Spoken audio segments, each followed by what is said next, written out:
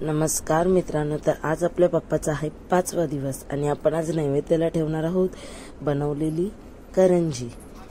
तर करंजी जी आहे ती आम्ही गणपतीच्या आधीच बनवली होती, तर त्याची रेसिपी जी आहे ती मी तुमच्याबरोबर शेअर करणार आहे। बघू शकता किती खुसखुशीत आणि कुरकुरीत झालेली आहे।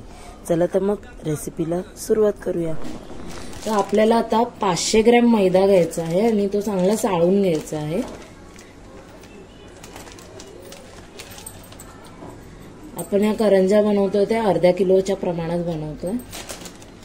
तर सगळा मैदा मी चाळून घेते।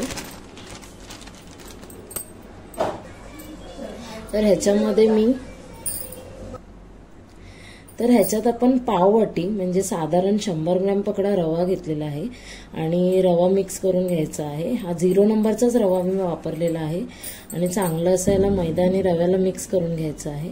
रवा टाकल्याने काय होतं, करंजी एकदम चांगली अशी खुसखुशीत होते, त्याच्यामुळे हे व्यवस्थित आता असं मिक्स करून घ्यायचं आहे।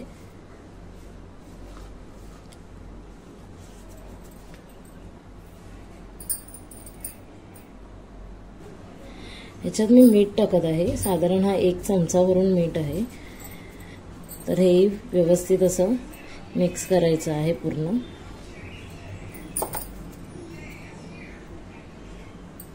आणि ह्यावर आता आपल्याला अगदी कडकडीत 2 चमचे तुपाचं मोहन सोडायचं आहे। अगदी 2 चमचे, जास्तही आपल्याला टाकायचं नाही आहे ह्याच्यामध्ये। आणि पहिलेही गरम असल्यामुळे मी पहिलं चमच्याने थोडंसं हलवून घेते याला आणि नंतर मग हाताने चांगलं असं,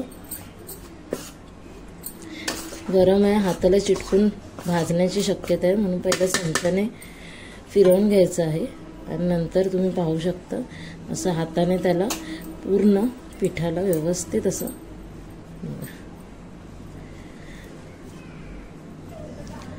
जर तुमचं मोहन एकदम कडकडीत असेल तर पीठ खरंच खूप सुंदर असं मळलं जातं।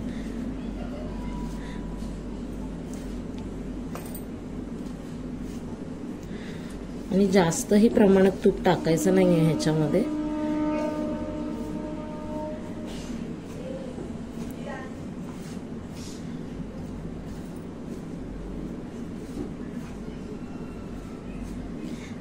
अशी मूठ होईल एवढंच पुरता करायचं।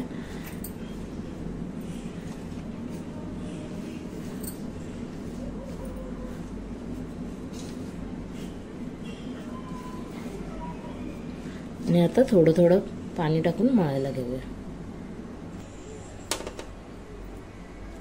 तर आता थोडं थोडं असं पाणी ऍड करून आपल्याला हे छान असं मळायचं आहे।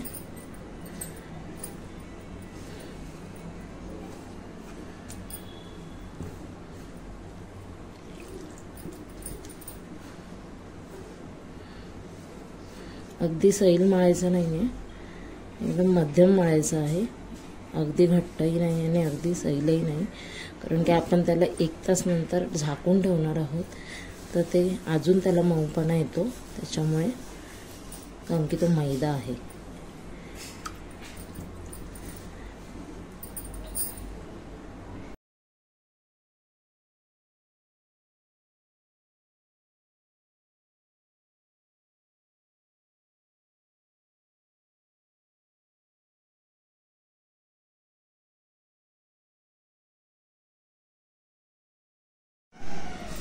तर आता पीठ मळून झालेलं आहे, तर आपल्याला हे अर्धा ते 1 तास झाकून ठेवायचं आहे पीठ येण्यासाठी। तर ओल्या रुमालाने झाकून ठेवायचं आपल्याला। तर आता आपण मैदा ओल्याने झाकून ठेवायचा आहे, कारण की माझ्या जाऊबाई मला सांगतात ओल्या कपड्याने झाकल्याने काय होतं, सांगा सुकत नाही, पीठ सुकत नाही। त्याच्यामुळे आपल्याला आता 1 तासाचा ब्रेक घ्यायचा आहे आणि त्याच्यामध्ये आपण ओल्या कपड्याने झाकून ठेवलंय। तर आता भेटूया 1 तासानंतर। Bye bye. तर पुढची प्रोसेस आहे त्या माझ्या जाऊबाई सायली वहिनी करून दाखवणार आहेत।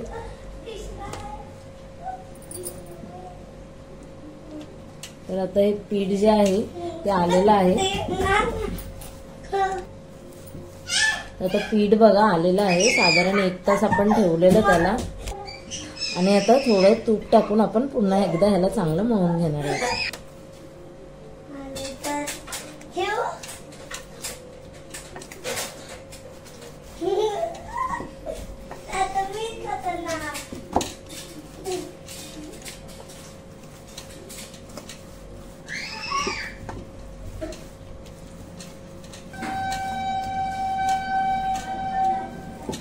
तर बघा वहिनी किती छान पद्धतीने असं मळत आहे.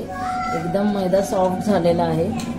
तुम्ही पहिलं जरी घट्ट मळलं पीठ तरी ते 1 तासामध्ये सैल होऊन जातं. त्याच्यामुळे आधीच अगदी पातळ मळू नका.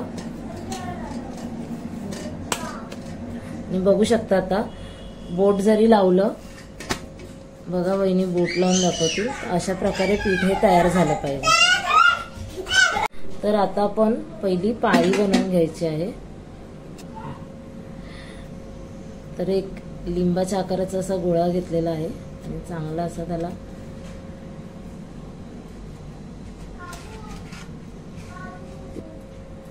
असं पिठात बुडवून घ्यायचं आहे आणि चांगला आपल्याला पातळ असा गोल लाटायचा आहे.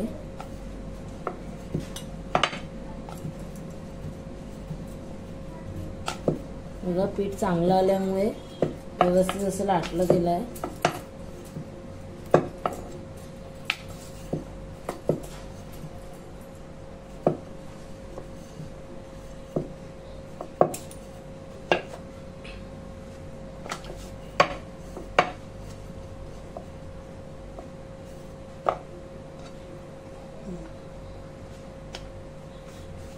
आणि त्याच्यात आता आपल्याला सारण भरायचं आहे. सारणाची व्हिडिओ मी डिस्क्रिप्शन मध्ये देईन. माझा लास्ट व्हिडिओ हा सारणाचाच होता. जर पाहिला नसेल तर तुम्ही पाहू शकता. आता पारीच्या भोवती आपल्याला पाणी लावून घ्यायचं आहे. सारण भरून झाल्यावर मी इयरबडचा वापर करते. तुम्ही पाण्याच्या ऐवजी दूधही लावू शकता किंवा कॉर्नफ्लॉवरची पेस्ट करूनही लावू शकता. बोटाने चांगलं असं प्रेस करून घ्यायचं आहे आणि आता चिरणीने थोडं लांबून करायचं आहे जेणेकरून व्यवस्थित चिटकावी. अशा प्रकारे आपली कच्ची करंजी तयार झालेली आहे.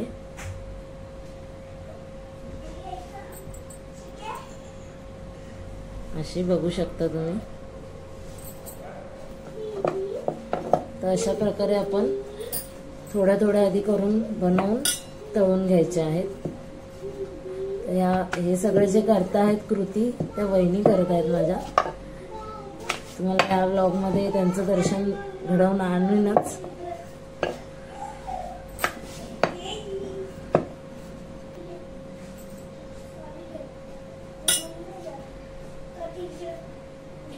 आमच्या कोकणात ना एक चांगला नाटक आहे याच्यावर, जाऊबाई जोरात.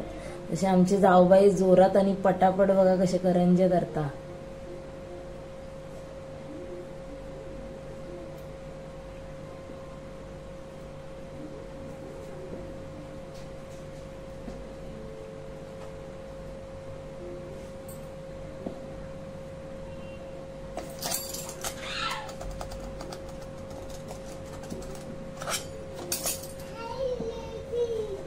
दुसरी पण आपली तयार झाली तर असे आपण थोडे करून घेऊचे.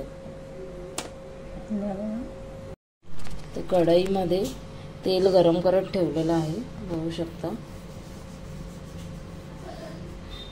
पूर्ण त्याला थोडं कडकडीतपणा आला पाहिजे, मगच आपल्याला त्याच्यात करंजी सोडायची आहे. तर आता तेल तापलेलं आहे मध्यम आचेवर. तशी पहिली छोटीशी करंजी अशी बनवलेली आहे. ते तेलात आपण बघूया. तर बघा ती खाली चिटकलेली नाही, म्हणजे तेल आपलं व्यवस्थित असं तापलेलं आहे आणि मीडियम आचेवर.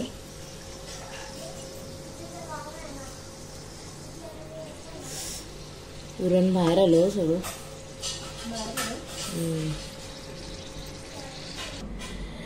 तर पहिली जी छोटी करंजी आहे ती शेगडीच्या इथे ठेवली, कारण की आपल्या इथे अशी पद्धत आहे की कोणतंही तळणीचं काम करताना जे काही पहिलं तळाल ते पहिल्या शेगडीला द्यावं लागतं. तर अशी ठेवली आणि आता आपल्याला पहिली करंजी आपली सोडायची.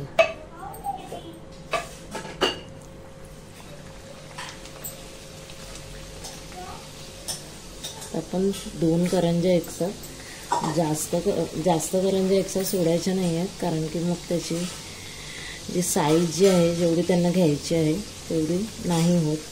म्हणून जेवढा मावतं तेवढंच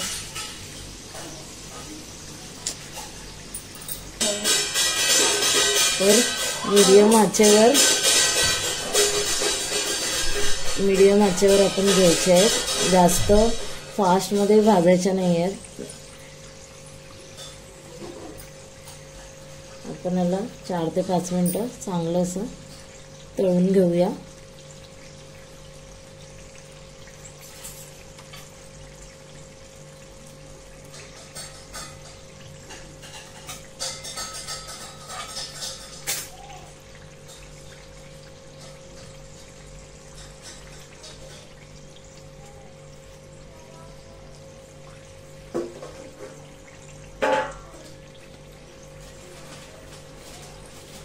दोन्ही साईडने तळून घ्यायचं आहे।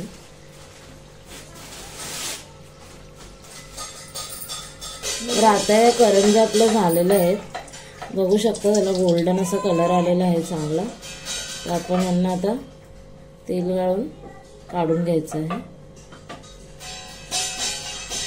आणि या पूर्ण थंड झाल्याशिवाय भरून नाही ठेवायचे आहे, आपल्याला सुटसुटीत असं त्यांना ठेवायचं आहे।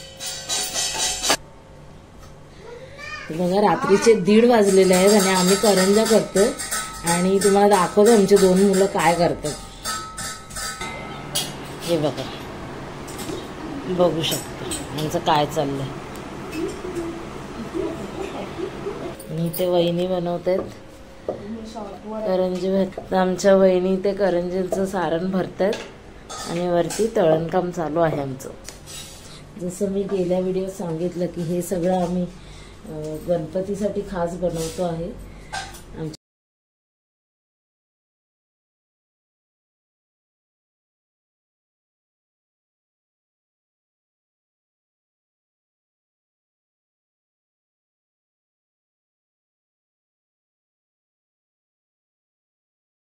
आपल्या या करंज्या अर्धा किलोच्या पिठात जेमतेम 60 पर्यंत तयार झालेल्या आहेत।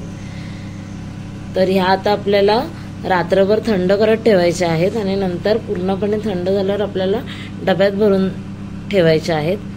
तर आता मी तुम्हाला उद्या सकाळी दाखवेन की ह्या किती कुरकुरीत आणि खुसखुशीत झालेल्या आहेत।